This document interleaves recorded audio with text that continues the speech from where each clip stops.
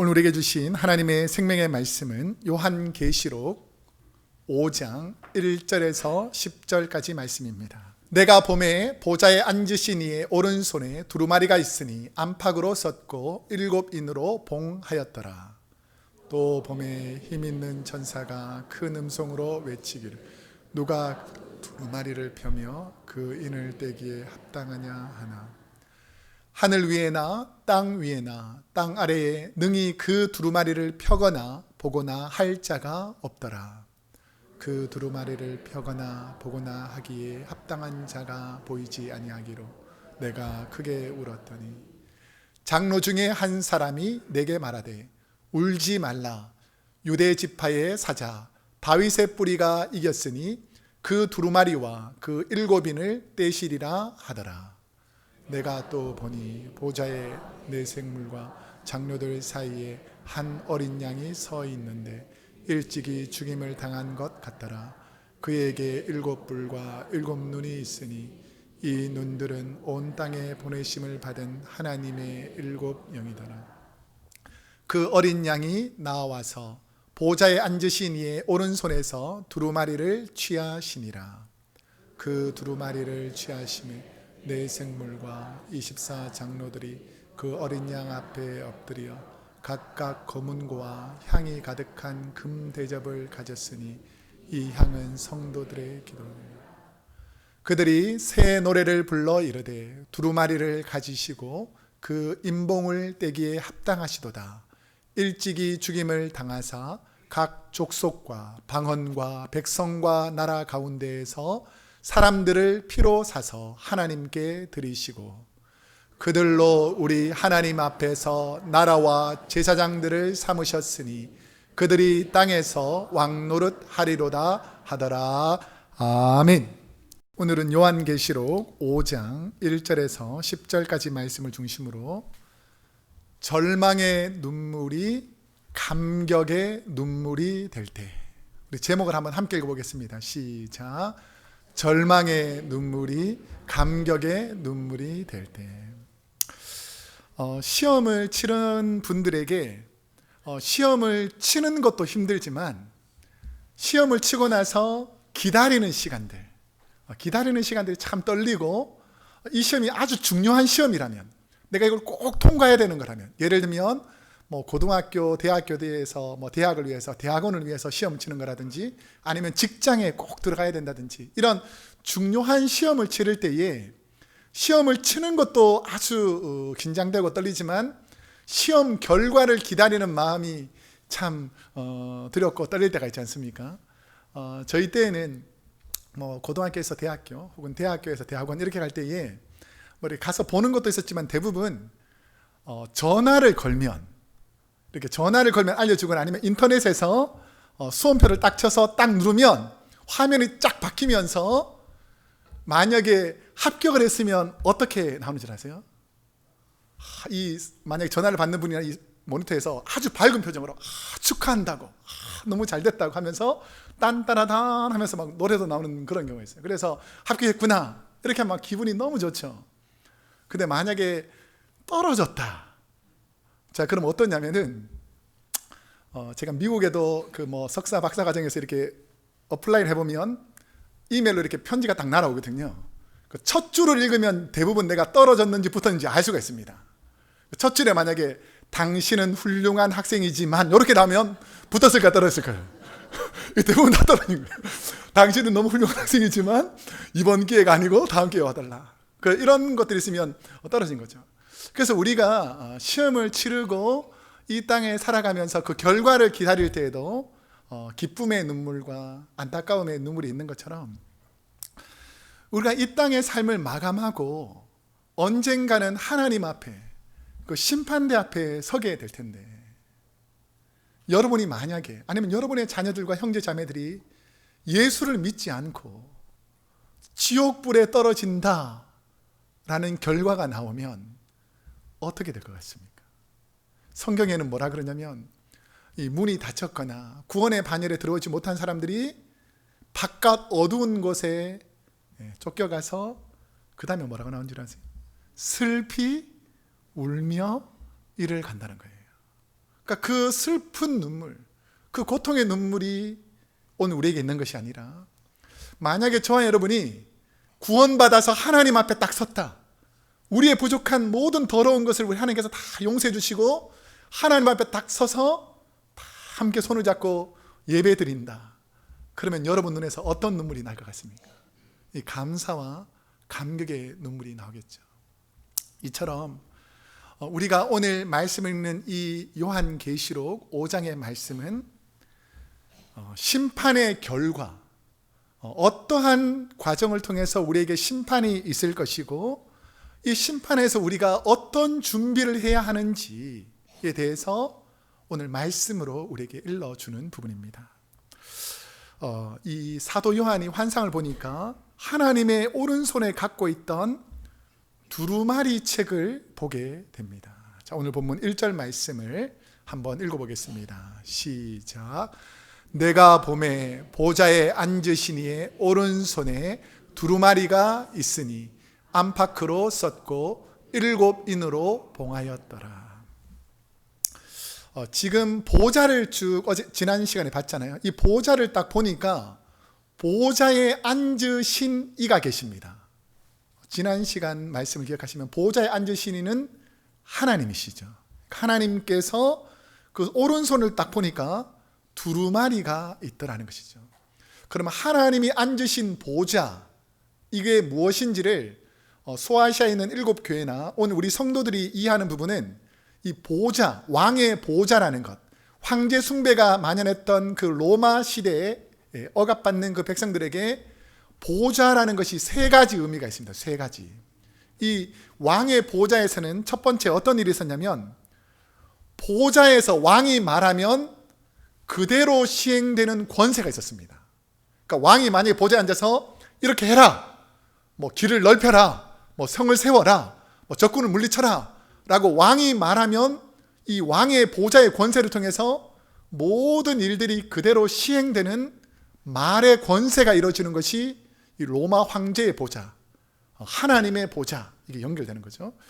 그 다음에 두 번째는 뭐냐면, 보좌에서 왕이 판결하는 것이 법이 되는 심판의 보좌였습니다. 그러니까 그때 당시에는 왕이 이렇게 해라 라고 판결하면 그게 법이 되는 거죠. 그래서 죄인들이나 무슨 판결을 할 때 왕자에서 왕이 판결하는 게 법이 됐습니다. 이처럼 세상 사람들은 나는 착하게 살았는데요, 나는 돈도 많은데요, 나는 얼굴이 이쁜데요, 이런 것으로 구원받는 것이 아니라 하나님께서 보좌에서 심판하는 것을 통해서 이 사람이 천국 갈 것인가 지옥 갈 것인가 판결하는 하나님의 보좌, 이게 하나님의 주권을 상징하는 것이 이 왕의 보좌라는 것입니다. 그 다음에 세 번째로 이 당시의 왕의 보좌는 뭐냐면, 모든 열방의 나라와 백성들의 사람들이 왕을 접견하려고 왕의 보좌에 오면 왕에게 찬양하고 경배하고 숭배하는 그 장소가 이 왕의 보좌였던 것처럼, 이 하나님 나라의 보좌 역시 구원받은 모든 백성들이 하나님께 예배하고 찬양하는 자리가 이 보좌라는 의미가 있습니다. 자, 그런데 이 보좌에 앉으신 하나님이 오른손에 한 두루마리를 가지고 있는데 7인으로 이렇게 봉해져 있더라는 것입니다. 우리가 잘 아시겠지만 이전에는 두루마리나 편지를 써가지고 다른 사람이 읽지 못하도록 인을 딱 써서 이렇게 오늘날로 따지면 풀로 이렇게 테이핑을 하는 것처럼 막아두는 거예요. 근데 하나로 해도 알 수 없는데 7인으로 봉했다라는 것은 뭐냐면, 7이라는 숫자가 성경에서 요한계시록은 특별히 완전한 숫자입니다. 그러니까 완전히 봉해서 열 수가 없는 두루마리라는 뜻이 이 하나님 손에 있는 7인으로 봉해진 이 두루마리입니다. 자, 그런데 이 7인에 봉해진 이 두루마리에 어떤 내용이 있었을까? 다시 한번 1절로 다시 한번 가보세요. 앞절로 가면 오른손에 두루마리가 있는데 하나님 오른손에 안팎으로 써 있다는 거예요.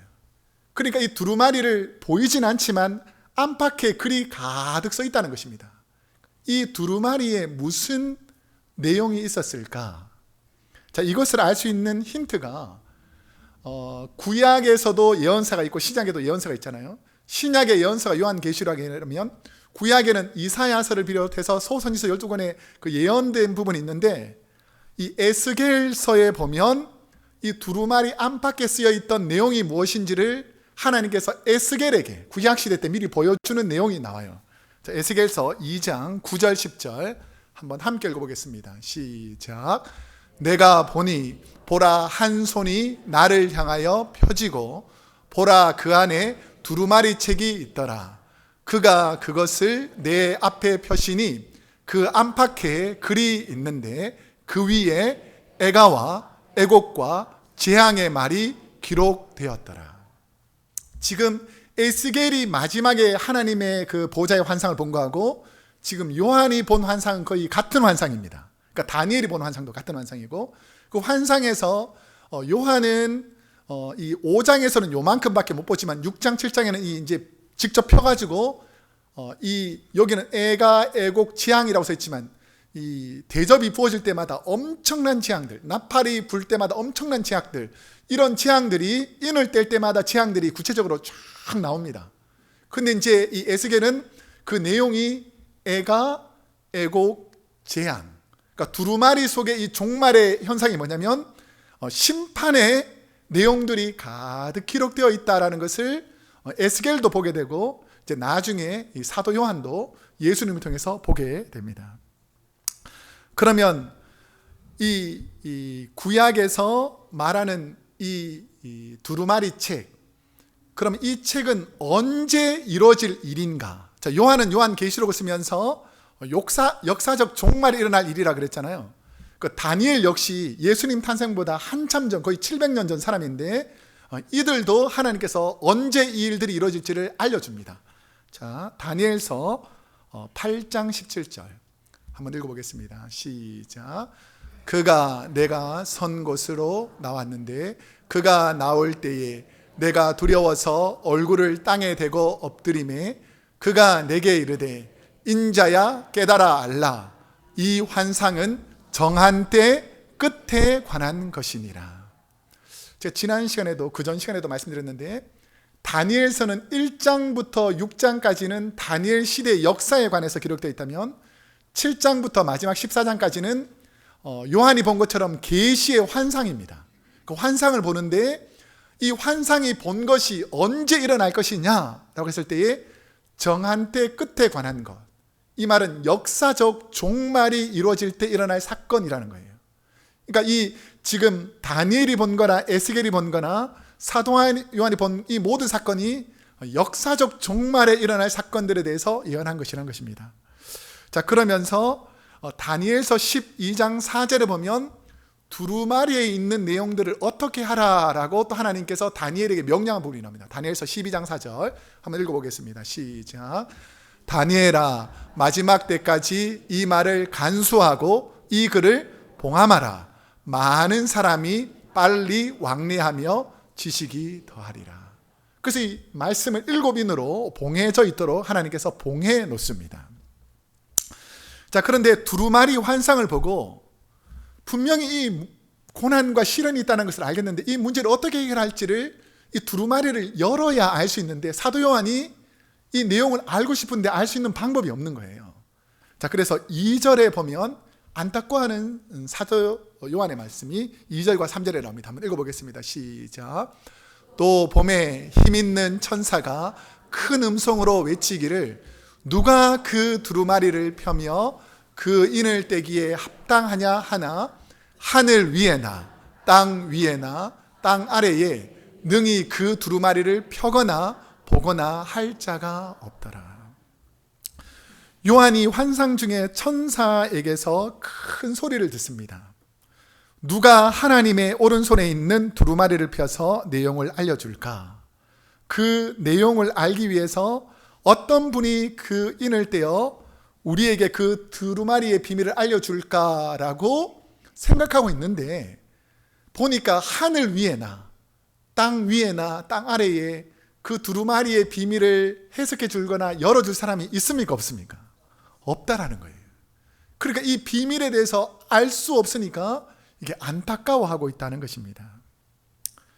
여러분은 인생을 살면서 너무너무 이 문제가 힘들고 어려운데 하나님, 이 문제가 풀렸으면 좋겠는데 마치 인으로 봉한 두루마리처럼 우리 삶 가운데서 문제가 풀리지 않는 좌절과 실망의 상황 앞에 설 때가 종종 있습니다.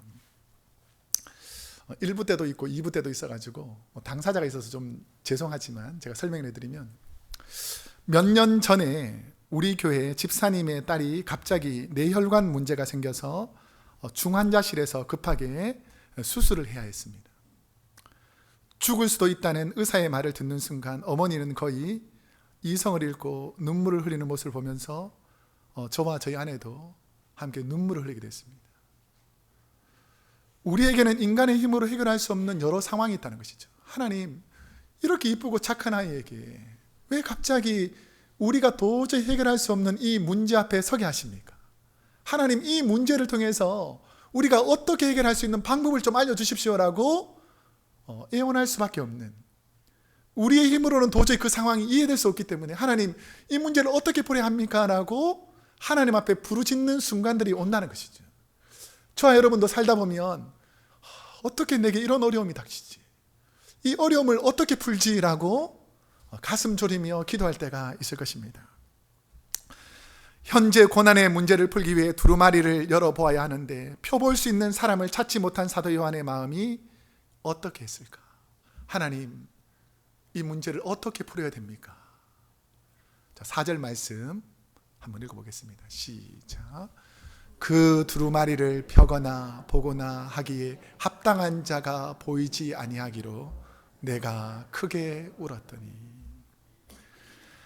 하나님의 뜻을 알지 못하던 요한은 봉해진 두루마리를 보고 큰 소리로 목매어 애통의 눈물을 펑펑 흘리며 울기 시작합니다. 하나님, 이 문제를 도와주십시오. 하나님, 이 문제를 풀어주십시오 라고 하나님께 펑펑 울기 시작하는 거죠. 여기서 크게 울었더니 라는 이 헬라어 원어는 에클라이온이라는 단어인데 미완료 시제로 되어 있습니다. 이 뜻이 뭐냐면 멈출 수 없는 눈물로 울고 있는 상태. 내가 울어야지라고 해서 우는 게 아니라 이 상황에 탁 접하게 되니까, 우리 아이가 죽을 수도 있다, 우리 가정에 문제가 생겼다, 우리 사업장에 큰 어려움이 닥쳤다고 하니까 그냥 눈에서 눈물이 콸콸콸 쏟아지는 거예요. 그러니까 멈춰지지 않는 이 눈물 앞에서 하나님께 외치는 거죠. 하나님, 이제 어떻게 해야 됩니까?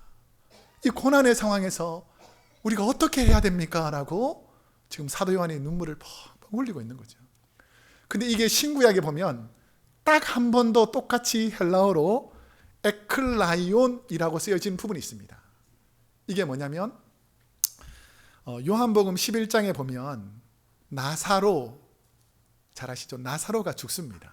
그러니까 나사로가 죽을 때에 그 동생 마리아가 주님 앞에 와서, 주님, 어떻게 우리 오라버니가 죽을 수가 있습니까?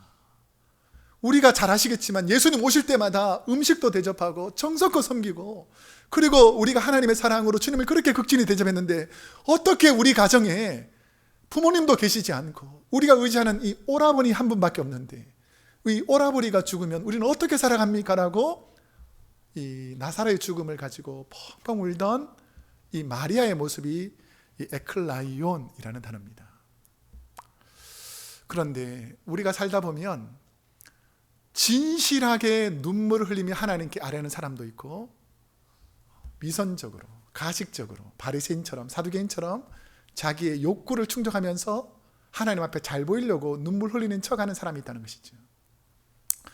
혹시 그 섹스피어가 쓴 햄릿이라는 그 책 중에 보면 crocodile's tear이라는 말이 있습니다. crocodile's tears. 이게 뭐냐면 악어의 눈물이라는 뜻이에요. 악어의 눈물.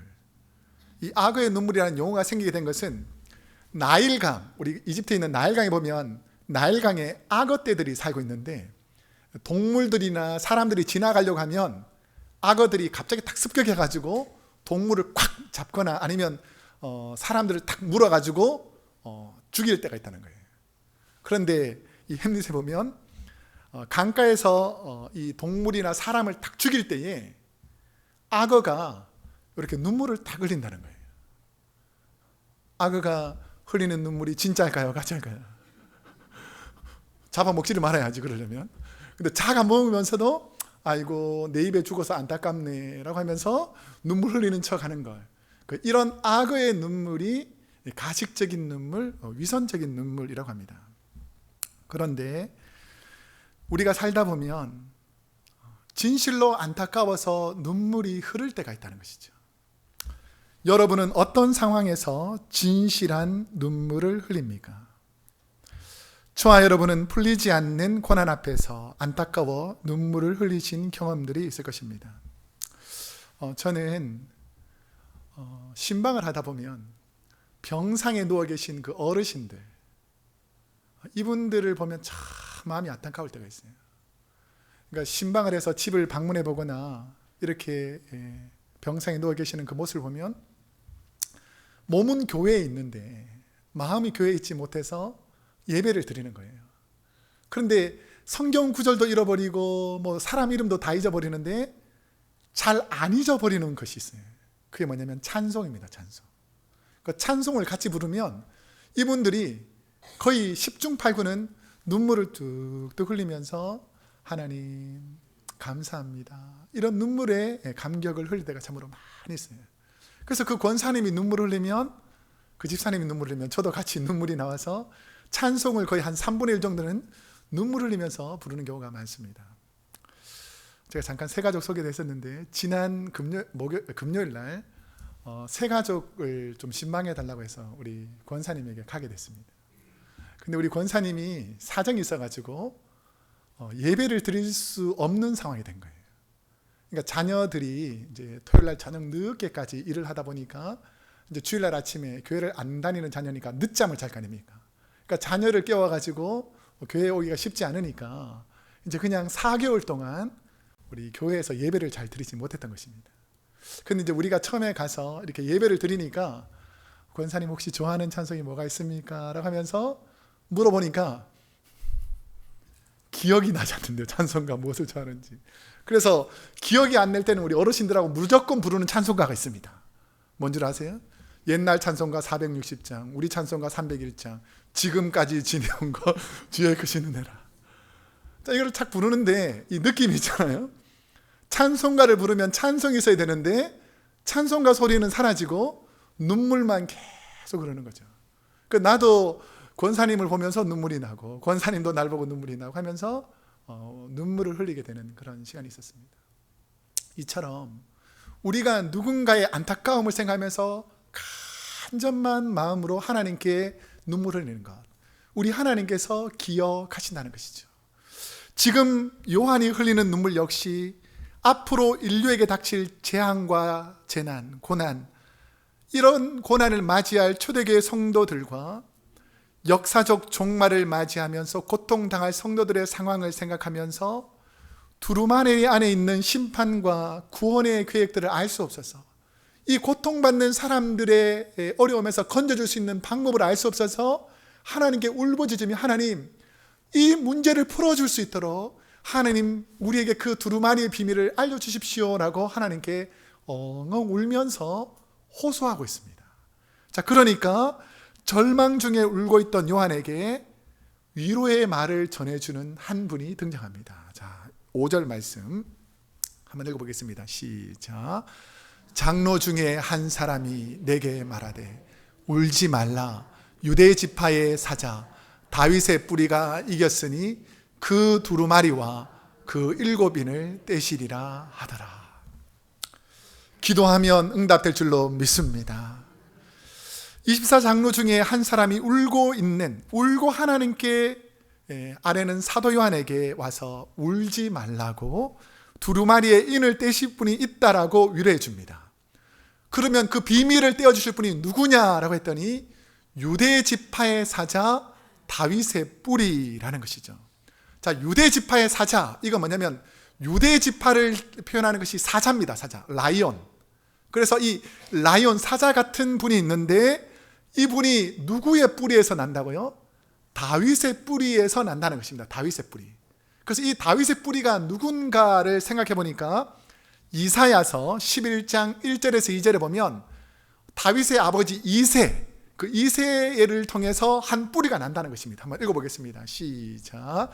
이새 줄기에서 한 싹이 나며 그 뿌리에서 한 가지가 나서 결실할 것이요 그의 위에 여호와의 영 곧 지혜와 청명의 영이요 모략과 재능의 영이요 지식과 여호와를 경외하는 영이 강림하신다는 거예요.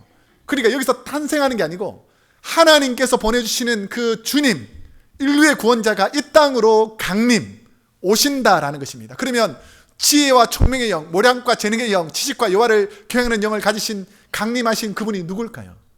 예수님이죠. 그러니까 예수님에 관해서 걱정하지 말아라. 너의 눈물을 알고 예수님이 이 땅에 오셔서 그 인을 떼주실 것이다 라고 사도 요한에게 말해주고 있다는 것입니다. 하나님의 손에서 두루마리를 받아 펴시는 분이 누구신가? 자, 7절 말씀 한번 함께 읽어보겠습니다. 시작. 그 어린 양이 나와서 보좌에 앉으신 이의 오른손에서 두루마리를 취하시니라. 이제 너무 가르쳐줘서 이제 다 알 텐데, 어린 양은 누구를 상징한다 그랬죠? 예수님이죠. 예수님께서 하나님 보좌 앞에 나와서 앉으십니다. 그러면서 오른손에서 두루마리를 취하십니다. 하나님의 오른손에서 두루마리를 취하신 어린 양, 역사적 종말의 심판 때에 있을 일들을 기록한 두루마리를 예수님께서 받습니다. 모든 심판의 주권을 위임받은 어린 양 예수님은 하나님께서 정하신 그 두루마리에 기록된 내용대로 심판의 날을 준비합니다. 그 내용들이 이제 내일 다음 주부터 시작되는데, 그 심판의 내용들 그대로가 인류 가운데 이루어지기 시작하게 되는 거죠. 하나님께서 어린 양 예수님께 임봉한 두루마리를 넘겨주실 때 어떤 일들이 일어나는가? 자, 8절 말씀 이제 마지막 부분이니까 한번 함께 읽어보겠습니다. 시작. 그 두루마리를 취하심에 네 생물과 24장로들이 그 어린 양 앞에 엎드려 각각 검은고와 향이 가득한 금 대접을 가졌으니 이 향은 성도의 기도드리라. 자, 이제 두루마리를 취하신 우리 주님께서 24장로들과 네 생물 앞에 오니까 그 24장로들과 네 생물이 우리 주님 앞에, 이 신비로운 비밀을 알려주신 주님 앞에 엎드려서 경배하는데요, 이게 좀 해석상 약간 문제가 될 수 있는데, 무엇과 무엇을 가지고 있냐면 검은고하고 향이 가득한 금 대접이죠. 진짜 검은고를 가지고 있었을까요? 이걸 또, 야, 대단하네. 이스라엘에서 또 언제 또 검은고를 수입해가지고 그때 검은고를 키우고 있었나? 이게 아니고, 이 성경이 번역될 당시에는 우리나라의 수금이라는 것, 우리 비파마 수금할 때 수금이라는 것이 없으니까 그래도 줄이 좀 적은 거, 가야금하고 검은고 중에서 줄이 좀 적은 거, 그러다 보니까 검은고 이렇게 번역한 거예요. 그래서 성경에 분명히 검은고라 그랬으니까 이스라엘의 검은고 했을까? 이게 아니에요. 그러니까 이걸 해석해 보면 다윗이 주로 악신을 쫓아낼 때 사용했던 수금이라는 걸 알 수 있습니다. 그 다음에 향이 가득한 금 대접을 가지고 있는데, 향이 가득한데 이 향이 무엇인가? 라고 했더니 이 향은 뭐라고요? 성도의 기도라는 것입니다. 울부짖는 성도들의 기도가 향기가 되어서 하나님 성전으로 올라가는데, 그 기도들이 하나님 성전에서 24장로들이 가지고 있는 금 대접 안에 향기가 되어서 향으로 쭉 올라오더라는 것이죠. 이처럼 24장로들의 손에는 성도들의 기도를 담은 금 대접, 핍박과 고난 속에서도 하나님께 울부짖던 성도들의 기도가 향기가 되어서 하나님께 아뢰어지더라는 것입니다. 자, 이와 비슷한 표현들, 성도들의 눈물이 어떻게 하나님께 상달되는지가 시편 56편 8절에 보면 나옵니다. 함께 읽어보겠습니다. 시작. 나의 유리함을 주께서 계수하셨사오니 나의 눈물을 주의 병에 담으소서. 이것이 주의 책에 기록되지 아니하였나이까. 만약 저와 여러분이 애통하며 흘린 눈물을 병에 담는다면, 만약에 하나님께서 여러분의 하나님께 간절히 아뢰는 그 간절한 눈물을 여러분의 이름 딱 적어가지고 하늘의 병에 담아놨다면, 여러분의 눈물병에는 어느 정도 차 있을 것 같습니까? 어떤 분은 눈물이 아무래도 떨어지지 않아서 없는 분도 있겠지만 하나님께서 우리의 눈물을 기억하고 계신다는 거예요. 주의 병에 담아서 이 성도들의 애통하는 기도를 하나님께서 기억하고 계신다라는 것입니다. 고통 중에 부르짖는 성도들의 기도가 아름다운 향기가 되어 주님을 보고자 하는 23장로들의 손에 담긴 것입니다. 요한이 계시와 환상을 보고 계시록을 시던 시점은 초대교회에 엄청난 핍박이 있던 시대입니다. 성도들은 사자굴에서 짐승의 밥이 되면서도 눈물 흘리면서 하나님께 부르짖었던 간절한 간구가 있었을 것입니다. 끓는 가마에 온몸이 타들어가면서도 그 고통의 순간에도 하나님께 눈물 흘리며 부르짖던 눈물의 기도가 있었습니다. 베드로는 십자가에 거꾸로 매달려 죽어가면서도 흘렸던 눈물, 그들이 눈물 흘리며 무슨 기도를 했는지 여러분들 상상해 보셨습니까? 여러분은 요즘 어떤 기도를 하시며 눈물을 흘리시고 계십니까? 아니, 과연 눈물을 흘리고는 계십니까? 저는 하나님의 은혜가 임할 때에, 제가 웬만해서는 잘 울지 않는데 우리 아들이 하는 말이, 아빠는 집에서는 안 우는데 교회만 가면 우냐고. 그래서 교회에서는 은혜를 받아서 흘릴 눈물이 참 많습니다. 그래서 제가 교회만 오면 눈물이 많이 날 때가 있어요. 근데 이게 왜 흐르는가를 생각해 보니까 이게 하나님의 은혜와 우리의 간절한 그 고통 중에 흘렸던 눈물이 어우러질 때가 많이 있습니다. 제가 설교를 준비하면서 내가 언제 애통하며 애곡하며 하나님께 눈물로 기도했었던가. 저는 이렇게 밋밋한 신앙인이었어요. 장로교에서 성령이나 이런 것을 강조하셨기 때문에 그냥 예배 시간에 조용히 신앙생활하는 그런 장로교에 그냥 장로님 아들로 신앙생활을 했습니다. 근데 제가 고등학교 시절에 성령을 체험하고 기도원에서 방언을 받게 됐어요. 그러니까 저녁 때 막 뜨거운 그 하나님의 열정을 가지고 저녁 10시쯤에 자율학습을 마치면 집에 도착해서 바로 버스에서 내려서 집으로 가지 않고 교회에 가서 눈물을 흘리면서 통곡하면서 기도했던 시간이 생각나요. 그때 제가 고등학생이었기 때문에 그렇게 큰 죄를 많이 안 졌을 때도 제가 뭐를 그냥 많이 찬양했냐면, 벌레만도 못한 내가 어떻게 구원받을 수 있냐면서 막 통곡하면서 하나님, 내가 주님의 일꾼으로 사용되겠습니다 하면서 막 눈물을 흘렸던, 그 애통하면서 애곡하면서 제가 어떻게 하나님을 해야 되냐고 눈물을 흘렸던 시간이 있었습니다. 또 대학교 시절에는 한참 이게 중국과 북한 이 통일에 대한 문제가 있어가지고, 혹시 그 충청도에 보면 몽산포라는 곳이 있는데 아세요? 몽산포.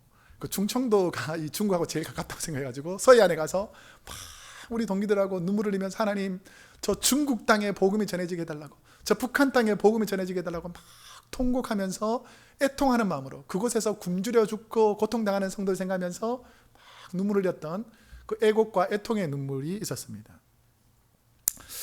그리고 이제 목회자가 되려고 신학대학원에 입학하기 위해서 그 장신대 기도탑에 가서 11시까지 공부하다가 11시 되면 이제 공부하던 팀들이 다 모여가지고 12시에 도서관이 문 닫으니까 1시간 전에 나와서 기도탑 한 10명 정도가 우리 대학원에 들어가려는 학생들을 준비하는 학생들이 막 눈물로 통회하면서 하나님, 우리를 목회자로 사용해달라고, 이 민족을 변화시켜달라고 막 애통하며 눈물 흘리던 그런 시가 있었어요. 그때 참 많이 눈물 흘렸던 것 같습니다. 그런데 그것보다 훨씬 더 많이 눈물 흘릴 때가 있었어요. 제가 미국에 유학을 처음 왔는데 온 지 몇 주 안 돼서 저희 아내가 바로 아프기 시작했습니다. 근데 위가 너무 아파가지고 음식을 전혀 먹지 못하는 거예요. 지금은 완전히 장군된 모습이에요. 지금은 장군이에요. 옛날에는 워낙 살이 빠져가지고 여자 사이즈 보면 제로라는 게 있잖아요. 제일 작은 1, 2, 3, 4 중에서 제로가 있잖아요. 제로 옷이 픽픽 돌아갔을 정도였어요. 하도 살이 빠져가지고. 그래서 남은 거랑은 얼굴 뼈하고 가죽밖에 없었어요. 그렇게 힘든 상황에서 하나님, 이 고통과 어려움에서 이 문제를 해결해 달라고 저하고 저희 아내하고 3살, 5살 그 어린아이들이 루이빌 프레스비테리안 대학교 세미너리에서 그 기숙사에서 매일 저녁마다 모여가지고 1시간씩 2시간씩 눈물 흘리면서 하나님, 우리 아내를 고쳐달라고, 이 고통에서 벗어나게 해달라고 간절히 애통하면서 애고하면서 흘렸던 눈물들이 있습니다. 또 생각해보면 우리 크로스웨이 교회에 와서 성도님들 중에서 너무 풀기 힘든 고난 때문에, 그 가정의 어려움 때문에, 자녀 때문에 통회하는 분들이 많았어요. 그래서 그 어려움을 붙잡고 함께 간절히 눈물 흘릴 때에 하나님께서 은혜를 주셨습니다. 제가 지금 말씀드렸던 그 기도의 눈물들은 그때 당시에는 너무 애통하고 애곡하는 눈물이었어요. 근데 지금 되돌아보면서 그 시간을 회상하면 다 감사하면서 감격하는 은혜의 눈물입니다. 그 고통의 시간에, 그 아픔의 시간을 지나가게 해주신 하나님의 은혜에 감사하는 감격의 눈물이에요. 여러분에게 고통과 애곡의 눈물이 변하여 감사와 은혜의 눈물이 되시기를 축복합니다. 이제 말씀을 맺겠습니다. 오늘부터 저희 교회 후반기 제자 훈련이 시작됩니다. 여러분은 지금 무엇을 놓고 누구를 위해서 눈물의 기도를 하나님께 올려드리고 있습니까? 혹시 여러분의 자녀들이 세상에서 죄악으로 방황하고 있는데, 여러분의 배우자가 신앙의 열심을 잃고 형식적인 신앙인으로 살아가고 있다면, 이번 한 주간 여러분이 지금 애통하며 애곡하는 그 기도 제목을 붙잡고 하나님께 눈물 흘리시기를 축복합니다. 지금은 절망과 애통과 아픔의 기도의 눈물이 분명히 향기되어 주님께 닿을 것입니다. 하나님, 내 가슴이 너무 아픕니다. 하나님, 이 상이 너무 속이 쓰리고 아픕니다. 하지만 우리가 눈물 흘릴 때 우리만 눈물 흘리는 게 아니라는 것입니다. 성령님이 말할 수 없는 탄식으로 우리와 함께 눈물 흘려주시는 줄로 믿습니다. 우리가 아파하는 그 고통의 눈물 속에 예수님께서 십자가에서 흘렸던 눈물들이 함께 어우러지게 되면 그 고통과 애통의 눈물이 주님의 눈물과 섞여서 이제는 감사와 감격의 눈물로 바뀐다는 것이죠. 우리의 기도, 우리의 눈물이 주님의 눈물과 함께 어우러져서 우리가 나중에 되돌아봤을 때 이 눈물도 하나님의 은혜였구나, 이 아픔도 하나님의 은혜였구나 라고 고백하는 저와 여러분이 되시기를 축복합니다. 기도하겠습니다.